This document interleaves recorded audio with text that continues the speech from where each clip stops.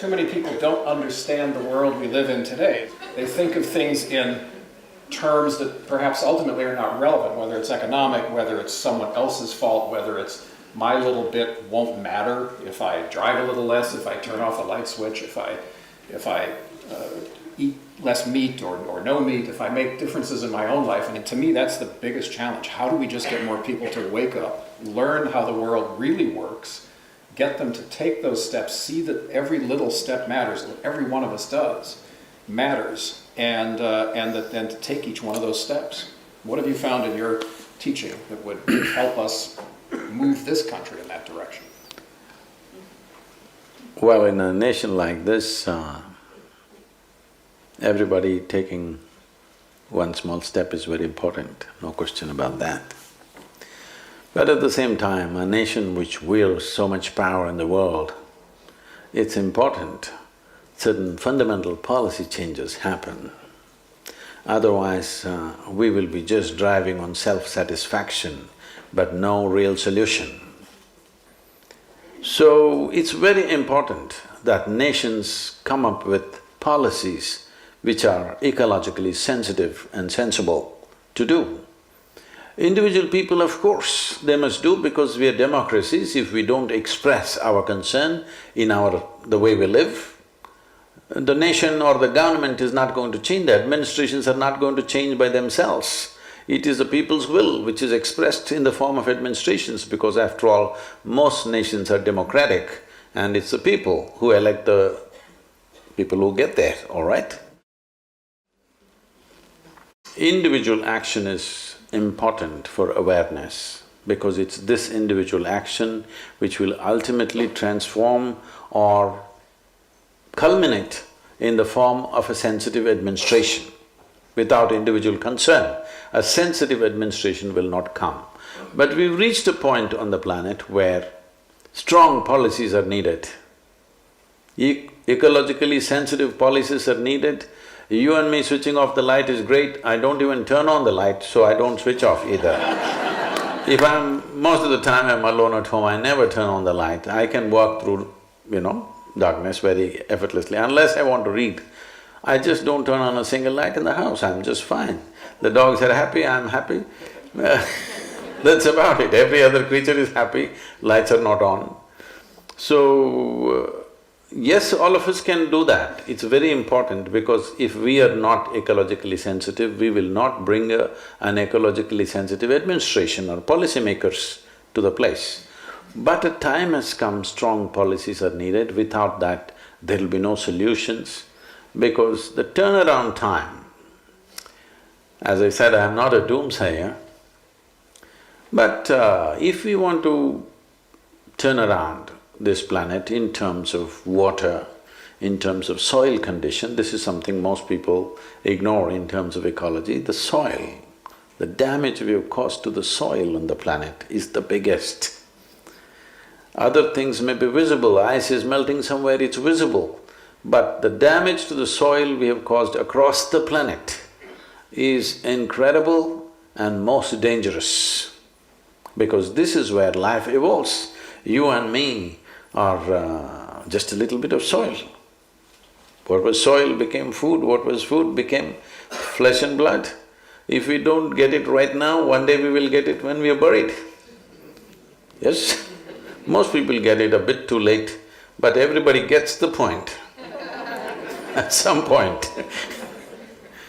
So, these things cannot be turned around with individual action. This needs a worldwide policy. I think if we want to turn the soil around, if we take concrete action in the next 5 to 10 years, in the next 25 to 30 years, we could turn it around quite reasonably.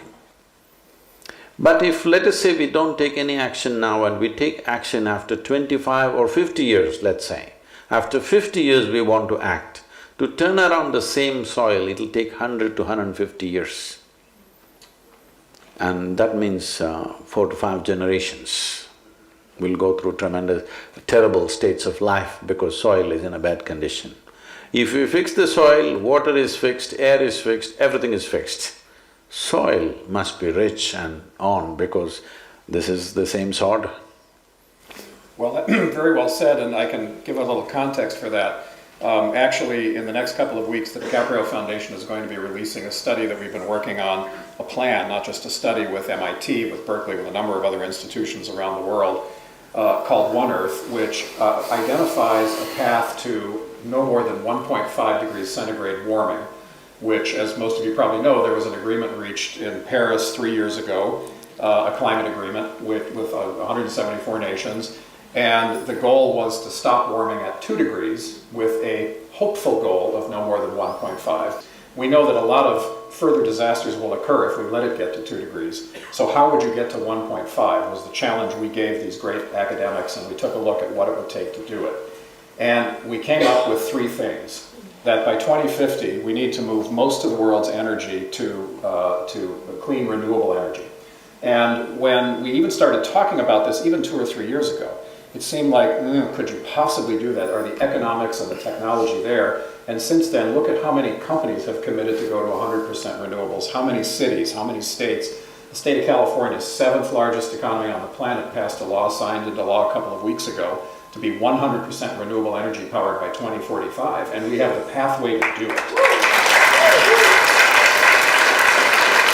The second leg is indeed to get, by 2050, most of our agriculture back to what we call regenerative agriculture, which is regenerating the soil. It's what our parents and grandparents did. And interestingly, now that Cuba is opening up again, they didn't have access to a lot of petroleum-based fertilizers and pesticides and herbicides, so they've continued to do this throughout the last 50 years, and obviously longer, where basically you don't dig up and destroy the soil and expose it and let all the microbes and the organisms and the organic material decompose into methane, which is a very potent greenhouse gas, and then supplement it with petroleum-based fertilizers. In essence, you're sterilizing the soil, you're killing it, as Sadhguru says, and then you're throwing something on it to try to make it work.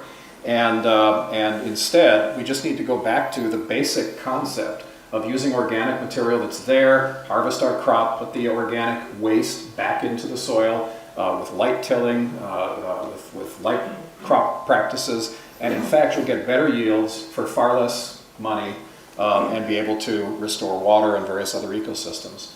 And the third leg of the stool is we have to save half the planet for nature. And we're obviously not going to say, oh, well, let's save the southern half and we'll schmutz the northern half. Too late for that.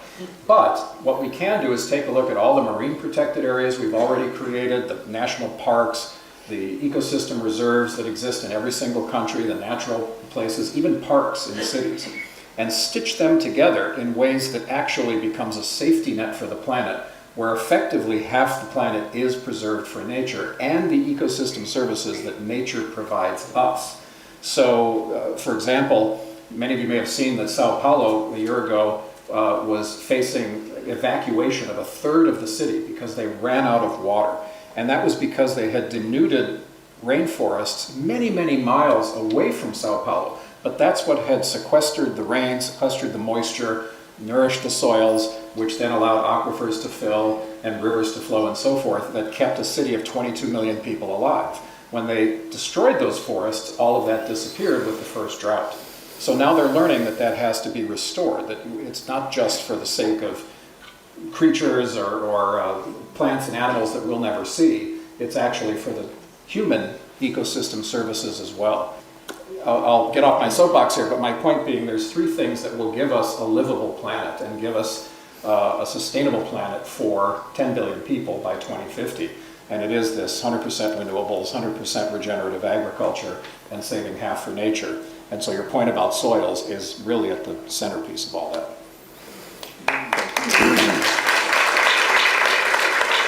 Humanity has the intelligence and for the first time the competence to fix things on this planet like never before. We are the first generation who have the necessary competence, intelligence, technology and communication capabilities. This human being is a tremendous possibility. In my perception, I think we are just geared, we have everything in place to become the greatest generation of humanity ever on this planet, because no generation was ever empowered like we are. Are we going to just sit on the threshold and watch, or are we going to make it happen is in our hands? Let's make it happen.